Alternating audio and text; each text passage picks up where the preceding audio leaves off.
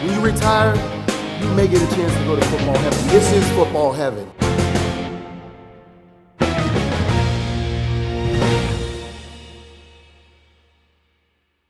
Well, I'm super excited to be joined by our next guest, NFL columnist for USA Today and one of the 49 selectors. That's right, guys. As promised, we are now joined by Mr. Jarrett Bell. Jarrett, welcome to the show.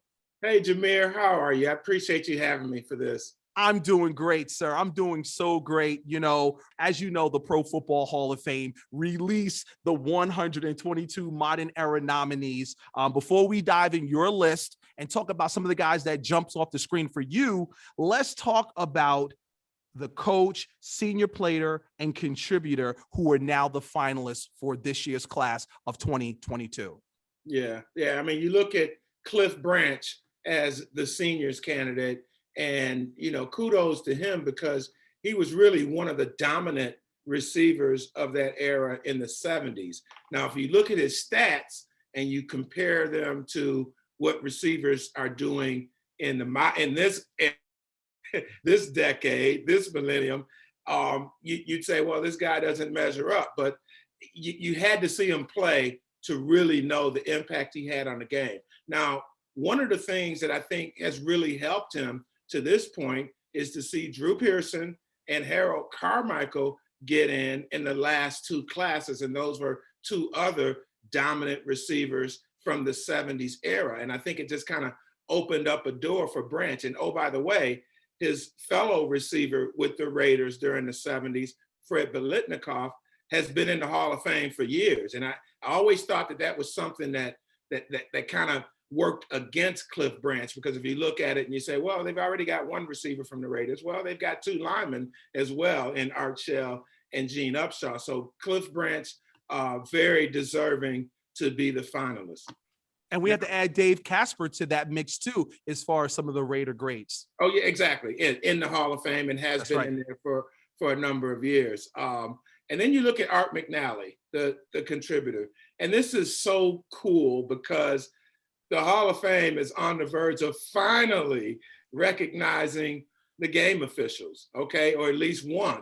And Art McNally, the father of instant replay, is also well deserving of this honor.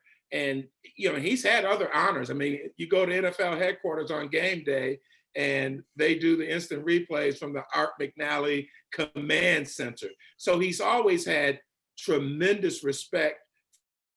The people in the game, not only the game officials, but the coaches and the executives and people in the league office. He was a guy when he headed the NFL's officiating department who was a great leader, not only in implementing the mechanics that had to be there for the officials and the grading system. And like I said, instituting instant replay, by the way, which involves so many politics in terms of getting everyone on board for what they needed to do. Art McNally was that guy. I mean, he also worked well with the college game in terms of, really trying to manage the flow of officials and work with the colleges and how officials came along to get to the NFL level. So Art McNally, when you think about some of the other sports, baseball and basketball, they've got numerous officials in the Hall of Fame. This is long overdue for the NFL to have one. I can't imagine not having instant replay. I don't even know what that's like. You know what I mean? I really don't understand that. It's almost like you need that. You really do need that. Like, let's go to the tape. Let's roll it. Yeah. And so I remember before instant replay. Okay. And you had instant replay, just not as an officiating tool. And right. What happened was you'd have some situations that, came down and the controversy just, escalated because you saw it with your eyes on replay, and yet the officials on the field unable to do anything about it. So, there was a lot of, push and pull, and has been for a number of years, and even now in terms of, how you actually implement certain things and what calls are allowed by replay and that sort of thing. But Jameer, yeah, there was a time when you didn't have any recourse. It was kind of like, well, the call had to stand based on what was on the field. So that's why there was a crying need to have instant replay. And over these years, these decades, really, it's been a matter of tweaking it and really trying to make it as seamless as possible, because that you don't want is to have every single play stopped and reviewed by replay, because you can find something if you look hard enough. That's right. That's right. And then the great head coach, Dick Vermeel. Wow. He looks great. I was looking at that M bump. I'm like, man, coach still looks, he still looks good. He really looks great. He's always had a youthful presence about himself and so energetic. And Jameer, back in the 70s, when he coached the Eagles, one of the things about Dick Vermeel was the fact that, he burned himself out.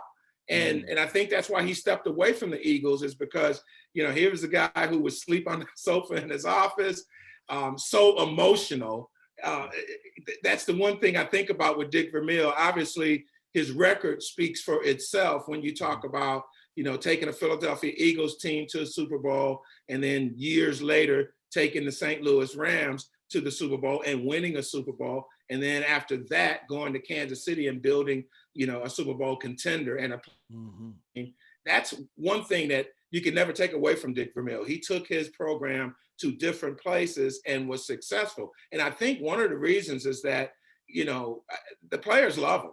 And, you talk about what you just saw on the interview, and that's classic Dick Vermeel. I mean, he was a real down-to-earth human being guy. And I think the players really related to that. And, you see him crying in press conferences, and, if we saw that in public, imagine what he was like behind closed doors. And just from talking to so many players who have played for him over the years, I think that was the kind of loyalty they had to him as a coach. Now, I just talked about the NFL level here in the past couple minutes, but Dick Vermeel's impact on the college level, profound as well. So you talk about a guy who not only was successful at the highest level, but also with some really power programs like UCLA on the college level. And oh, by the way, was a great broadcaster. So, Dick Vermeel getting this opportunity is wonderful. And I think it also speaks to the fact, because some people would say Dick Vermeel is not in the Hall of Fame already.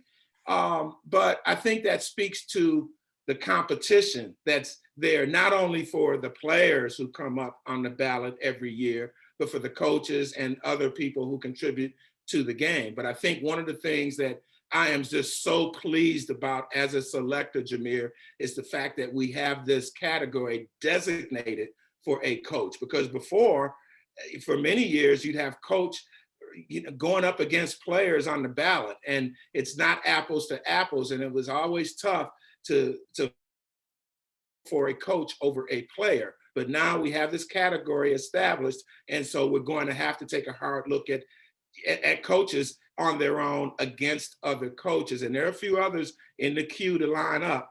I'm thinking Mike Holmgren being one. And I think it's a wonderful thing that we have to consider a coach every year. Dick, wonderful. Wow, that's amazing. That's amazing. Well, we're looking at this list, Jarrett. Your thoughts, just when you look at it, it's 122. Yeah. And some NFL giants, and you look at the list of the first year eligible. Just taking a step back, when you and your colleagues are putting this list together, if you could just take us through the process of how it's formulated.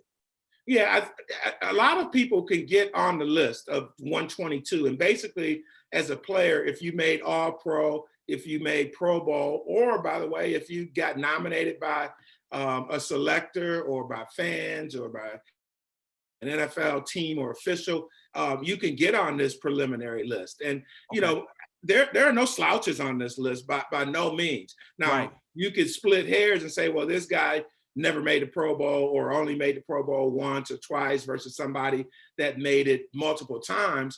And sometimes there's even factors for that in terms of why a guy may or may not have had X amount of Pro Bowls. So you can't just go on that, nor can you just go on stats, because I mentioned the stats with Cliff Branch.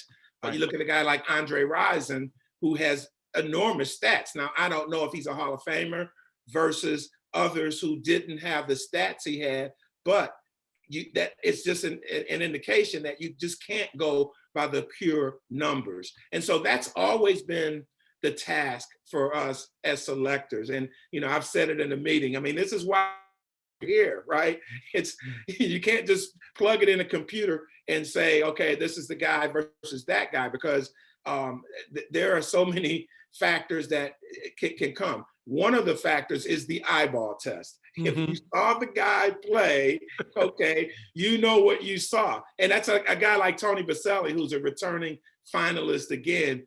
I watched this guy, and he played like 100 games. And some people have said, well, he didn't play long enough compared to other people. But, there are a lot of guys in the Hall of Fame who played, around 100 games, or say several guys that have played around 100 games. So he proved it when he was there. But when you saw him play, you go, whoa, this guy is dominating. Now he's in the queue again as a finalist. And I know that's got to be excruciating for him, because you talk about, guys who may take 3, 4, 5, 6 or more times to get into the Hall of Fame. Right. And each time they don't get in, Jameer, just imagine you got to go a whole nother year, and then you might not get in again.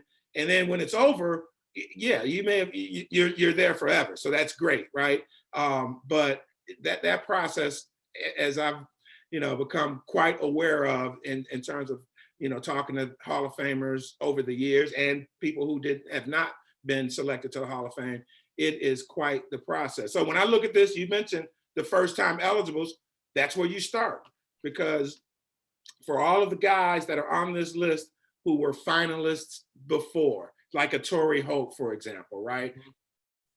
Hines Ward, you say, okay, those guys are right back in the mix. And then all of a sudden you add 8, 10 other guys in there.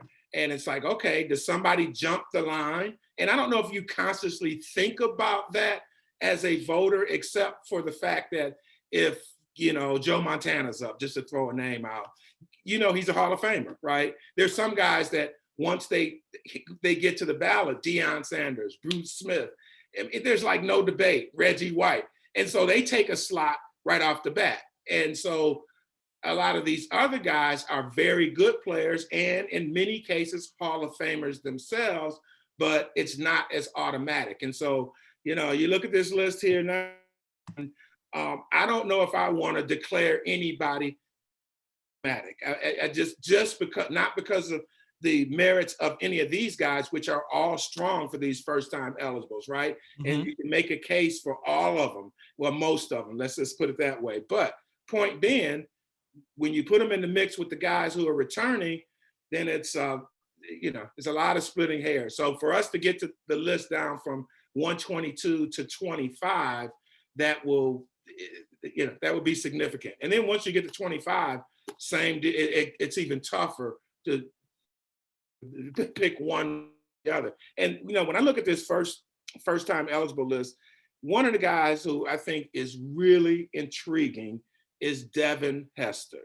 Now, Devin Hester was this phenomenal returner, and he has the records to prove it, right? Impact player, Hall of Fame returner, no doubt.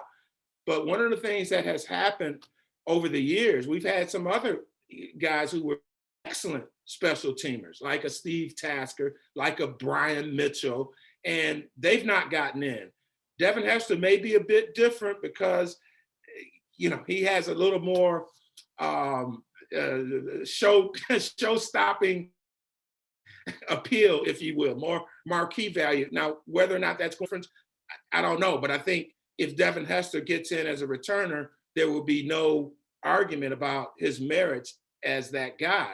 And so, much like with kickers, you say, okay, and I talked about it with Art McNally and officials.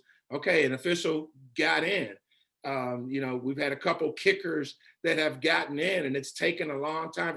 Ray Guy is a punter, got in. Well, here's a returner, Devin Hester. That's a significant part of the game that needs to be acknowledged as well. So we'll see what the rest of the voters come up with in terms of whittling this list down and whether or not Devin Hester makes the cut. But I think he is, quite intriguing. Whereas you look at some of these guys at the other positions, and they were great in their own right. I love Steve Smith. I love Anquan Bolden, man. And now you put them in the mix with Torrey Oldhines, and it's a little bit different. But in Devin Hester's case, the absolute best returner during his era. And, I think about Deion Sanders, for example, another one of those, slam dunk guys.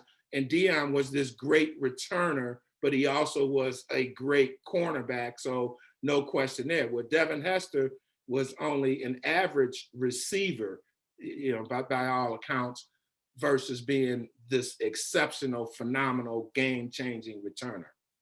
My question with that is, if, say, a Devin Hester gets in and he's enshrined in the Pro Football Hall of Fame, does that open the door for the Steve Taskers? Does that open the door for the possible Josh Cribbs, Brian Mitchells, if you will?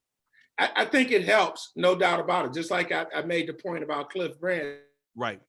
When other guys get in, but the same issue is going to still be there for those guys and any guys, in that there's just so much competition. But I think it helps, no doubt about that, to have other guys in there that may have done something similar to you. And you say, well, this guy got in and that was the standard there. But it's just so much competition from year to year. And then every year you throw in some new first-time eligibles and you go, whoa, how do you separate this? Another thing that pops out at me, we've got another Patriot on the list. And let me say this, as I look at the list, I know DeMarcus Ware is going to get a lot of love too. And he's got the sack numbers to show it, and very worthy of that. But Robert Mathis for the Colts is another guy that, didn't play for the high profile teams, although the Colts were pretty high profile with Peyton. But he's a guy, I think, that was kind of overshadowed by Dwight Freeney. I think when people looked at that Colts defense, and that's no knock on Dwight Freeney because he was a great player, but Robert Mathis in his own right was a baller. And this guy, not only with the sacks, but the forced fumbles, when you look at his body of work, it is so deserving. And then you've got Vince Wilfork on this list, right? Another Patriot. Now, you talk about guys getting in and helping other guys get in and how you put all that into context. I think we know Tom Brady's going to be in the Hall of Fame, and Belichick, and Rob Gronkowski, and Adam Vinatieri probably as well. I'm pretty sure Adam Vinatieri as well. But what about some of the other Patriots that, were integral parts to a dynasty? And Ty Law got in. That's great. Now you look at some of the other players on that Patriots defense, and Richard Seymour has been a finalist for several years, and I think, he's there. So now you throw Vince Wilfork in that mix, Rodney Harrison, another guy from some of those Patriots teams. Asante Samuel's on the list as well. Willie McGinnis is on the list. Yeah, and the thing with McGinnis, a lot like Ty Law, when it came down to the playoffs and money time and winning those Super Bowls, Ty Law would take his game to another level. But Willie McGinnis was another one who was just, had such presence and such a dominant factor, especially in the playoffs. He's been on the list for a few times, hasn't really cracked to that high level finalist, but that's another guy. So I just 5 guys from the Patriots defense, and I don't know if you can say all of them are going to get in, but right. Now you throw Vince Wilfork in there as well. I think Belichick said it at the most recent ceremonies, like, he wants to see some Patriots get in, and why not? You won all of these Super Bowls with him. Yeah, even though you've got Tom Brady, when you had Tom Brady, there were a lot of players there that, had dominant impact. But Ty Law being in, I think that makes you think twice about other guys from that defense and their worthiness. And Ty Law made it clear. I had conversations with him on camera and off camera that we won those we won those Super Bowls. So he talked about, it was real barbershop talk, Jarrett, if you know what I'm saying. He kept it 100. No, it was us. It was us. So I'm like, all right, Ty. Yeah, no doubt about that. It's the ultimate team thing. And I've Yeah. had some of those conversations with Ty Law too. Right. Love talking to Ty Law because he is so passionate and like Yeah. you said, keeps it 100. And I've heard him tell me the stories about how Tom Brady came into the mix and to Ty Law talk about it. It's like, Brady was a guy that, our guys on the defense really gravitated. He gravitated to us and Right. kind of helped school him and bring Yeah. him into the mix and that sort of thing. And I'm not doubting that at all. When you talk about the team and the quarterbacks, they get so much credit and so much blame. But yeah, I definitely agree with his point. And when you look at those Patriots teams, you say it was a team, and that, by the way, is one of the reasons why it is difficult to say, well, this one guy. Well, what about what did Teddy Bruschi do versus Richard Seymour versus Ty Law? And that is one of the things. But all together, we know what they were. And so, yeah, it'll be interesting to see how some of these Patriots are regarded moving forward. And like I said, Richard Seymour has been a finalist for multiple years, but he being in the interior of the defensive line, a lot of times people don't really appreciate what he did. I appreciate it from watching him and seeing him, and his teammates will tell you what a beast he was in the middle of that defense. But that's kind of one of the things that happens when you start talking about how you recognize one guy or what you appreciate about this guy versus that guy. If you could share, and not to get too personal, but you look at this list, it's 122 guys, and they do eat up a lot of, you have the three finalists that's already there, but to go from 122 to 25 to 15, I know we touched on it, and I'm not trying to ask you your process, but how challenging is it to narrow that list down? It's totally challenging. It really is. And you have to make some hard choices. And, like I said, I go by what I saw, but I didn't see everybody as much as the other guy. I may have seen this team more than others. And other voters, I'm blessed by the fact that I'm a national writer. And throughout the era where most of these guys played that are on this list now in the 90s, I was able to watch them and go to different games and you catch all 32 or most of the 32 from year to year. But there are some guys who are selectors. Maybe they're just covering one team and they may be limited in how much they were exposed to a guy from some team in another conference or something like that. But all that said, I think you start with the idea of the people that you really think are legitimate Hall of Famers. And like I said, that's not to knock anybody on this list, right? Because all of these guys are on this list for a reason. But, Peter King from NBC, he said it many times. It's kind of like, okay, remember, this is not the Hall of Very Good. Because if we had the Hall of Very Good, we could really, really have a lot of candidates in there. But you've got to make that distinction of, the best of the best. And then, like I said, our expertise as selectors, and by the way, we're not 100%, and everyone kind of has their own bias, and not using that word nefariously, but just saying that you are experienced in watching this team, or, you've been exposed to that team or whatever.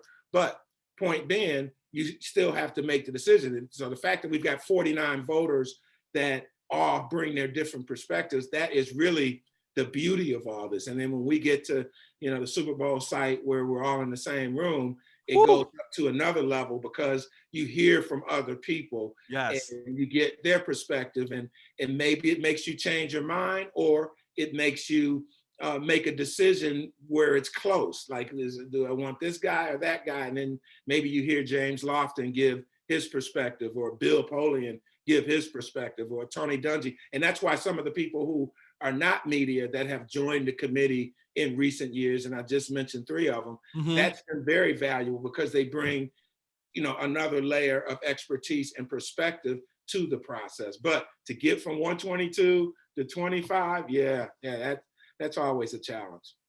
And before we let you go, Jarrett, I have to ask you, if you could, take us inside that room for our viewers that are listening and watching. Selection Saturday. I know you guys start at the top of the morning, and Mr. Baker does his introduction, and Salim, and I know at the time Mr. Joe Horrigan will kind of say their opening comments, and then you guys just go at it. But how tense is it in that room, and how heated does it get?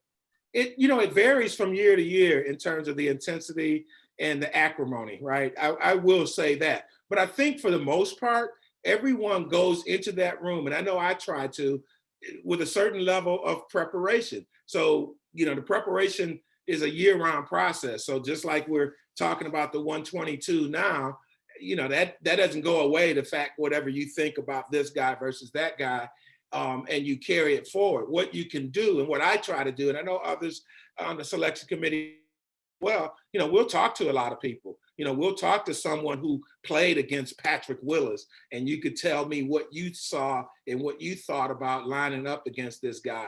And so you bring that to the meeting. So a lot of times we have these controversial cases that really, rightfully so, will draw a lot of headlines and a lot of attention. But I think really from player to player, when we get to 15 finalists, there are a lot of things that need to be hashed out or can be hashed out. Like I said, every now and then you'll have a Bruce Smith and there's not much to say, right? Yeah, right. But in so many of these cases, you really have to kind of try to work through it to find out what you may not know about this candidate or that candidate. And you know what, Jameer, it carries over from year to year. Mm-hmm. So the things that people said about Richard Seymour last year, I haven't forgotten them, right? And so it may be or Tony Baselli or a Torrey Holt, guys who have been in that process for a number of years. You don't forget that they maybe didn't get in the last time, but maybe that'll be something that, kind of adds to their case this time around. And so the meetings, I love the meetings. That's like one of my favorite days of the year. It's a long meeting, but you kind of know what you're getting into. You go in with a level of preparation, but you also have to have an open mind. I think that's the thing that has been evident to me is I don't have I may think that, okay, these 5 guys should be in on my list. And then I listen to someone else tell me, well, what about this guy and that guy? And we've discussed these guys really for a number of weeks, if not amongst ourselves, with other people in the game. It's a fascinating meeting. It's a great process. I love it. I love being in there. But I'll tell you this, Jameer, most of the time I leave the room ticked off because I thought, well, maybe I thought this guy really needed to get in this time. And if it didn't happen, I'm not happy about it. And as a selector, one of the things you have to be careful about is to not take it personal. And, it can be real difficult if you're a guy who represents, say, Pittsburgh, and you're trying to make a case for this guy. And what if you really don't think that the guy that you're representing and you bring forth in the meeting, what if in your heart, you feel like, well, this is another guy at another position from another team that really is more deserving. So, there can be those conflicts. But again, I think the key thing for the selectors to understand, especially the ones who represent teams, is that, you're just presenting the case and it's not on you to carry the flag and to, be personally invested in making this guy get into the Hall of Fame. And frankly, I think that's kind of happened to some of the selectors over the years. That's one of the things I don't like about it. But again, when you have 49 selectors, I think when we get to the end, it really kind of, flushes out that the people who get in are deserving. Because the one thing you can say whenever you look at a class and you say, well, maybe I thought this guy should have got in before. Then you ask the question, well, okay, if you think this guy should have got in, who would you take out? And there's nobody that you can look at by the time you've gone through the process from 122 to 25 to 15 to 10 to 5.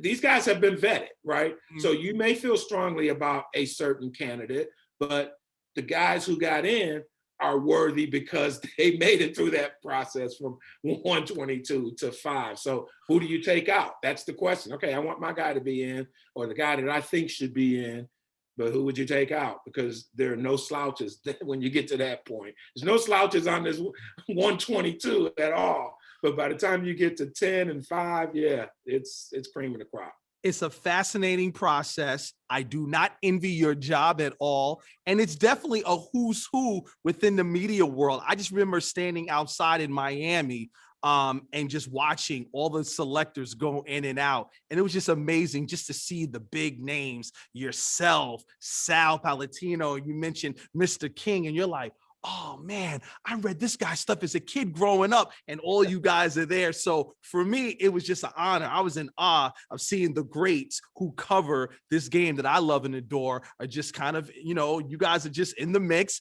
doing your thing. So I don't envy your job because it's a lot. It's a lot. Well, yeah, to that point, yeah, I think the thing that you recognize being a part of that group is that you respect these guys. I think that's what you were really just saying. A Jim Trotter, Ed Bouchette, Tony Grossi. I mean, guys who have covered this game and they bring a lot of that's so valuable. And so I benefit from that, just listening to them and seeing what they've picked up and the perspective that they have. So it's definitely a good group to be a part of, even though we don't always agree 100% on all the things. Well, Mr. Bell, good luck the rest of the way. I can't wait to catch up with you for our finalist show, just to see how this list narrows down and basically see who cracks the list of the first year eligibles. So for Mr. Jarrett Bell, we thank you so much. USA Today and Pro Football Hall of Fame selector, thank you for joining us.